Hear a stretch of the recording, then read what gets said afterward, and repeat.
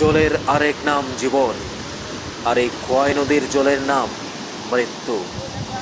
খোয়াই নদীর জল বিপদসীমার অনেক উপর দিয়ে বইছে। গ্রাম থেকে গ্রাম প্লাবিত হচ্ছে। পরিবার, কৃষক, গবাদি পশু, মাছ, রাস্তাঘাট, বাড়িঘর সব গিলে খাচ্ছে এই খোয়াই নদীর জল।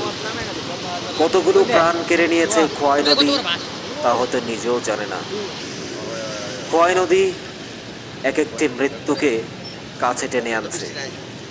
খোয়াই নদীর জল বিপদসীমার অনেক উপর দিয়ে বইছে।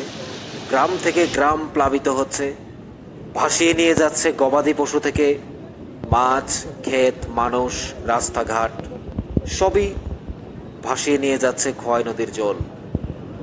একুল ভাঙছে, ওকুল ভাঙছে, মানুষের হৃদয় ভাঙছে।